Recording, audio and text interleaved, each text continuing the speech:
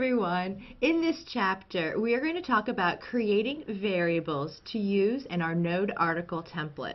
We're going to go into template.php and create a new function, our preprocess node. We're going to do a check to see if we are working with an article and create new variables. And then we're going to open up our node article TPL file and we're going to print those there. If you take a look at the site we've been working on, the area where the date is does not quite match our designer's comp. Take a look at our designer's comp. We have this pretty little gray area with the date. So we need to actually take the value that's stored in the database and create 3 separate variables, one for the April, one for the 4th, and one for the year as well. So in order to do that, we are going to go into our template.php file, and as you can see, we have already created a 960 robots preprocess page function. And that gets called once at the very top level, but we actually need to work on variables that are going to be passed to the node template. So we need to create a new function. We are going to type in 960 robots underscore preprocess underscore node. And every variable we create here will get sent to the node TPL file. Now the first thing I do when I create a new template is I actually print to the screen all available variables. This is a personal decision to kind of get me going to see what I have to work with. The other thing is we'll have to clear our caches because we have a new function. So I'm going to add in my KPR, save it, go back to my site, click on my performance shortcut that I've created, clear my caches so that that new function gets registered. And when I go back, I should be able to see the variables available to us. First things I want to look at is we have the node type of article. We're going to make sure that when we work with our function, we are only looking for content and creating variables for that so we can pass them specifically to our article node template. The other things I want to look for is actually the node object itself. So we're going to scroll down, and here we go is our node object. If I click to expand that, you'll see recursion. That means there's a lot of information in there, but once I change my KPR, we'll have better access to what's in there. So my next step is going to be going back in to my function, and we're going to do an if statement. We are going to check to make sure that we're only working with article content type. So if variables type equals article, then we can actually assign, we're going to say $node equals $variables node, and this is just a quick little syntax so that we can more easily work with the node object. It makes it a little bit shorter for typing, and then we can say show me everything available in the node, because remember we're looking for that date. So I can go ahead and I can delete my top one, and now we're saying for all articles please print out what's in the node object. So we'll go back and refresh,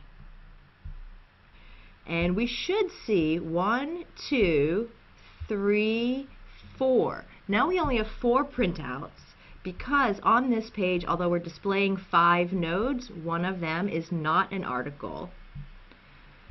So let's look at the first one. And we are now printing out the node itself. And here is our created date. The created date is in the timestamp format. So we need to take that and pass it to a function to actually get the pretty words for April or May. But I'm very excited that we have found that created date. So let's go back to our code. The next thing we are going to do is create new variables. So to get the day, we are going to use a Drupal function called formatDate. Now if there's any time a function you don't know what you need to pass to it, I always recommend going to the API reference. That's at api.drupal.org, and you can go ahead and you can paste it in, and it will tell you what parameters.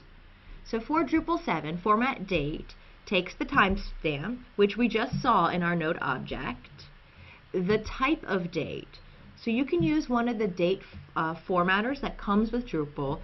Optionally, for type, you could actually put in the word custom and then specify using the PHP syntax for what the day of the week is or the month. So that's actually what we are going to do. So let's go back to our code. So the first parameter is the timestamp. That was node created. The second parameter is what kind of date, and we want custom. And the third parameter we are going to pass it is what does it actually look like? And that's going to be a J. Now I know that it's a J because all that information is on php.net. Now we can take this exact same pattern and we can repeat that for the following ones. For month, we're going to do a capital M, and for year, a capital Y. Okay, so now we have our 3 different variables utilizing the J, the M, and the Y. Now I want to confirm this is actually what our designer wanted before we go any further. So I'm coming back to our mock-up from the designer, and we've got APR, the number 4, and then the full year. If we go back to our api.drupal.com site, or .drupal.org site, we actually have the link out for what those codes are. So let's take a look. If we scroll down, there's a great big table that tells you all of the little keys here. And here's our J, and that does give us 1 to 31 without deleting zeros. Perfect. For month, we chose a capital M, and that gives us the textual format in the 3-letter code for the month. And our capital Y will give us the 4-digit years. I think we picked the right ones.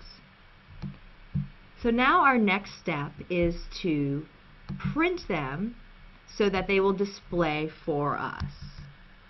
We've already got the variables, but something might be wrong. How do I get actually the submitted day variable into our node article template? I actually missed a step here. Did anyone catch that? For anything to be passed actually to the TPL, it needs to be part of the variables array. So I need to change what I've got here to say variables and then submitted day inside that. So I'm just going to copy that and make those changes. This is actually a really common mistake. You get so excited about creating your variables, you forget the syntax to actually pass them in to the template so that they're there. Okay, so that should work now.